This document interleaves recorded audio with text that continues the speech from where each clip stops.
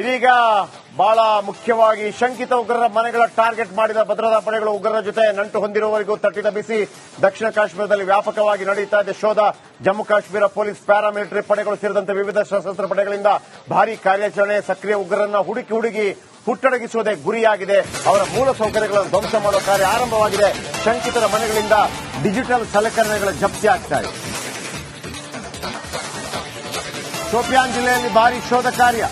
Chun ಚುನ್ಕೆ ಮಾರೆಂಗೆ, Chun ಚುನ್ಕೆ ಹುಡುಕಿ ಕೊಳ್ತೀವಿ, ಮಿಟ್ಟಿನೇ ಮಿಲಾದೆಂಗೆ, ಮಣ್ಣು ಮುಕ್ಕಿಸ್ತೇವೆ. ನರೇಂದ್ರ ಮೋದಿ ಅವರೇ, ಈ ಬಾರಿ ಮನ್ ಕಿ ಬಾತ್ ಬೇಡ, ಗನ್ ಕಿ ಬಾತ್ ಸಾಕು. ಇದು ಇಡೀ ದೇಶದ ಜನರ ಒಕ್ಕೊರಲ ಆಗ್ರಹ. ಈ ಬಾರಿ ಮನ್ ಕಿ ಬಾತ್ ಬದಲಾಗಿ ಗನ್ ಕಿ ಬಾತ್ ಮಾತಾಡಿ.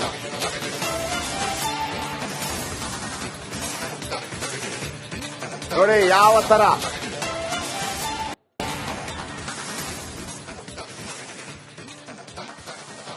ಈ ಕ್ಷಣದ ದೃಶ್ಯಾವಳಿಗಳು ನಿಮ್ಮ ಮುಂದೆ.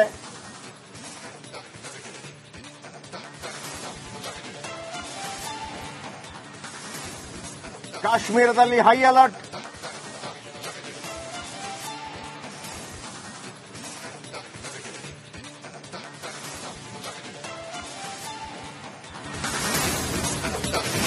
ಘನಘೋರ ಉಗ್ರರ ದಾಳಿ ನಡೆದು 4 ದಿನವಾಯಿತು. ಭಯೋತ್ಪಾದಕ ಕೃತ್ಯಕ್ಕೆ ಜಮ್ಮು ಜನರ ಹಿಡಿಶಾಪ. ಜಮ್ಮು ಕಾಶ್ಮೀರದ ವರ್ತಕರು ಏನು ಹೇಳ್ತಾ ಇದ್ದಾರೆ? ಕೇವಲ ಪ್ರವಾಸೋದ್ಯಮದಿಂದಲೇ ಬದುಕುವಂತ ಜಮ್ಮು ಮತ್ತು ಕಾಶ್ಮೀರ ಅದಕ್ಕೆ ಕೊಳ್ಳಿ ಇಟ್ಟಿದ್ದಾರೆ ಉಗ್ರರು. ನನ್ನ ಕಲೀಗ್ ರಂಜಿತ್ ಶಿರಿಯಾರ್ ಮತ್ತೊಮ್ಮೆ ಈ ವರ್ತಕರ ಹೇಳಿಕೆಗಳ ಬಗೆಗಿನ ಒಂದು ಸಚಿತ್ರ ವರದಿಯನ್ನು ನಿಮ್ಮ ಮುಂದೆ ಇಡ್ತಾ ಇದ್ದಾರೆ. ಭಯೋತ್ಪಾದಕರ ವಿರುದ್ಧ ನಡೀತಾ ಇರುವಂತಹ ಚಟುವಟಿಕೆ, ಆ ಕಾರ್ಯಾಚರಣೆ ಇದೆಯಲ್ಲ, ಒಂದು ಕಡೆಯಲ್ಲಿ ಭರದಿಂದ ಸಾಗ್ತಾ ಇದ್ರೆ, ಇತ್ತ ಶ್ರೀನಗರದ ಹಾರ್ಟ್ ಆಫ್ ಸಿಟಿ ಅಂದ್ರೆ ಹೃದಯ ಭಾಗ ಆಗಿರುವಂತಹ ಈ ಲಾಲ್ ಚೌಕ್ನ ಮುಖ್ಯ ಮಾರುಕಟ್ಟೆಯಲ್ಲಿ ನಾವಿದ್ದೀವಿ. ಜನರ ಸಂದಣಿ ಹೇಗಿದೆ ಅನ್ನೋದನ್ನ ನಾವು ಗಮನಿಸ್ತಾ ಇದ್ದೀವಿ.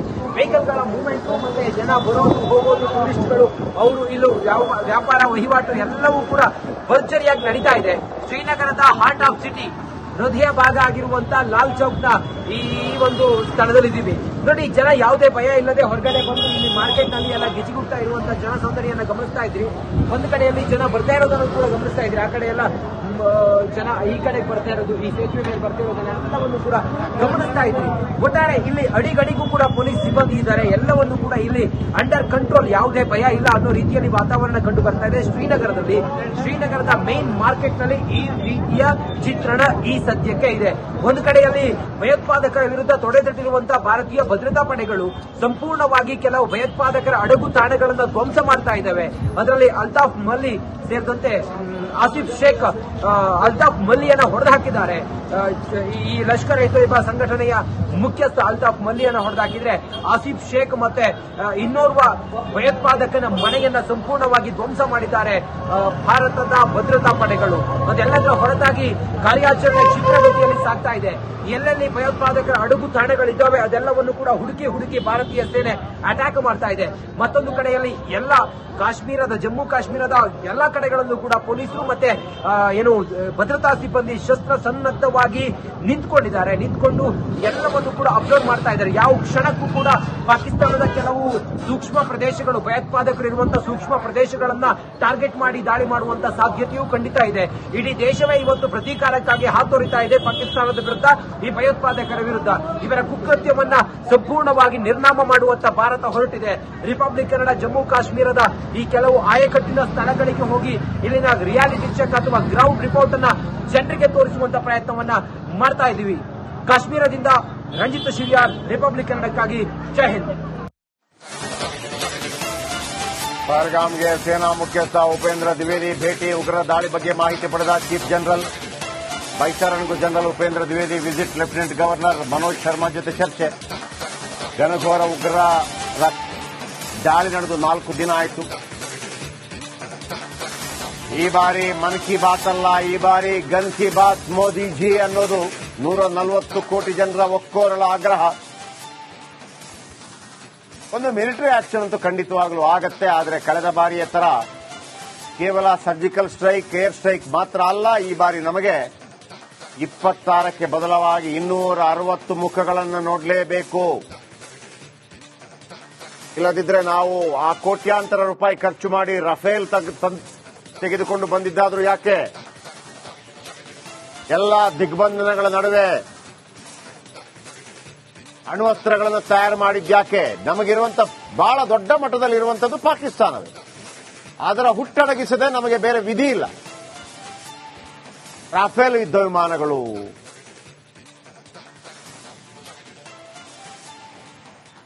ಅಗ್ನಿ, ಬ್ರಹ್ಮೋಸ್, ಪೃಥ್ವಿ ಇವೆಲ್ಲವೂ ಕೂಡ ಈಗ ಕಾರ್ಯೋನ್ಮುಖವಾಗಬೇಕು. INS ವಿಕ್ರಾಂತ್,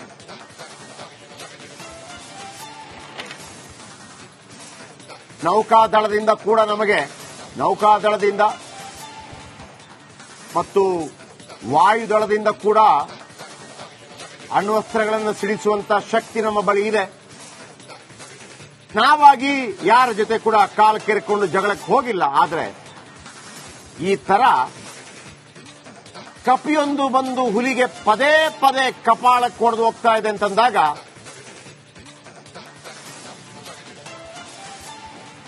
ಆ ಕಪಿಗೊಂದು ಸಮಾಧಿ ಕಟ್ಟುವಂತ ಸಂದರ್ಭ ಬಂದಿದೆ.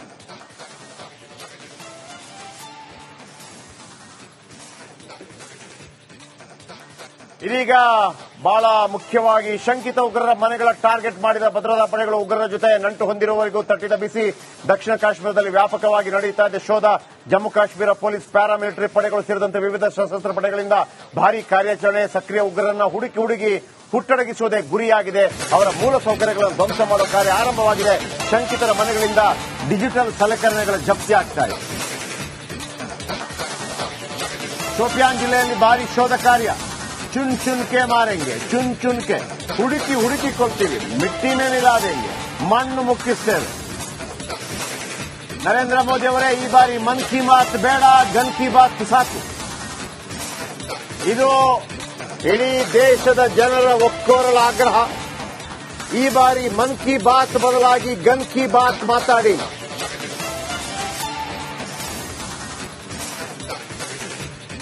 ನೋಡಿ ಯಾವ ತರ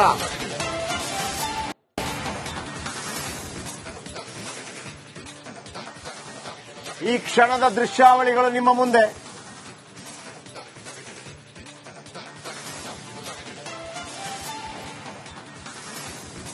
ಕಾಶ್ಮೀರದಲ್ಲಿ ಹೈ ಅಲರ್ಟ್.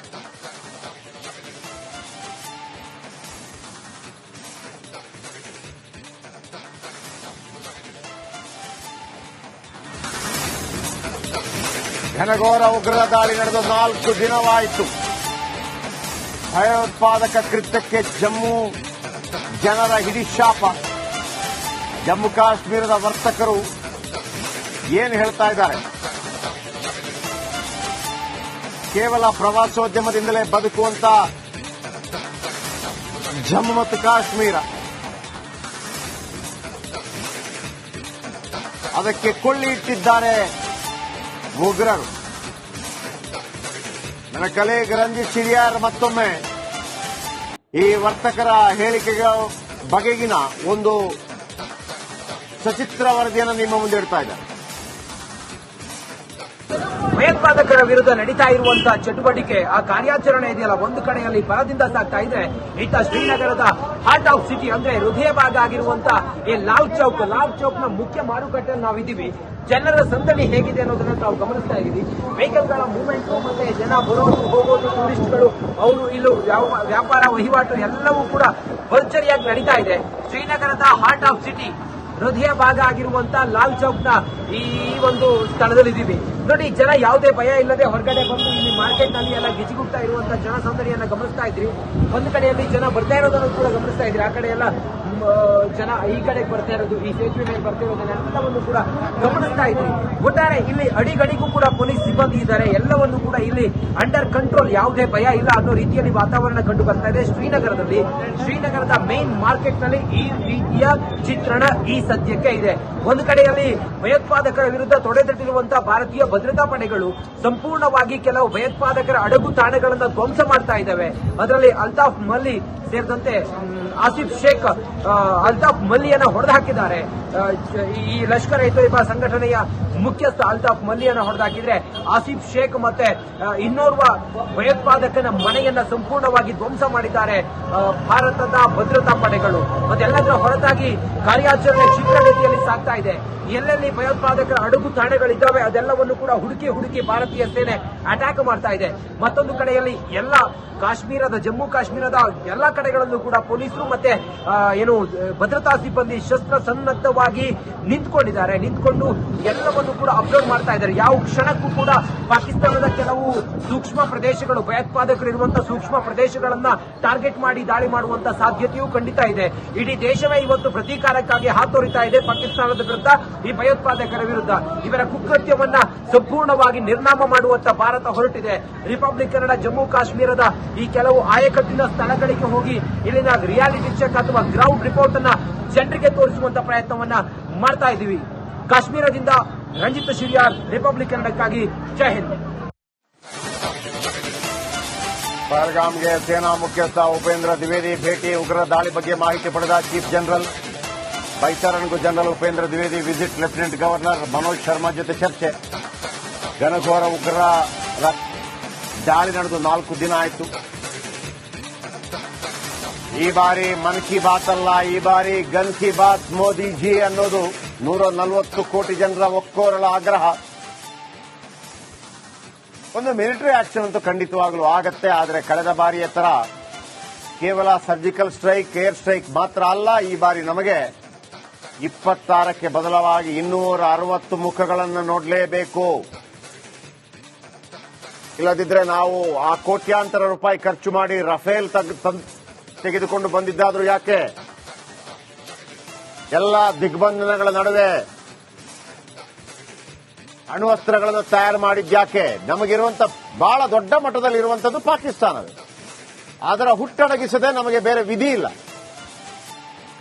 ರಾಫೇಲ್ ಯುದ್ಧ ವಿಮಾನಗಳು,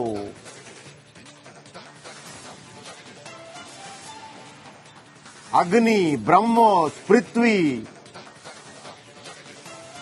ಇವೆಲ್ಲವೂ ಕೂಡ ಈಗ ಕಾರ್ಯೋನ್ಮುಖವಾಗಬೇಕು. INS ವಿಕ್ರಾಂತ್,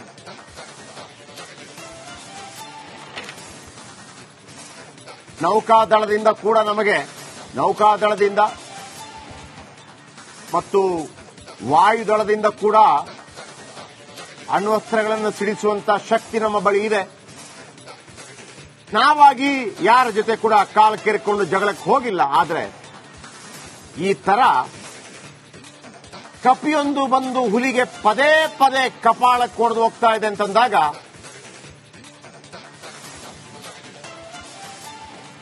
ಆ ಕಪಿಗೊಂದು ಸಮಾಧಿ ಕಟ್ಟುವಂತ ಸಂದರ್ಭ ಬಂದಿದೆ.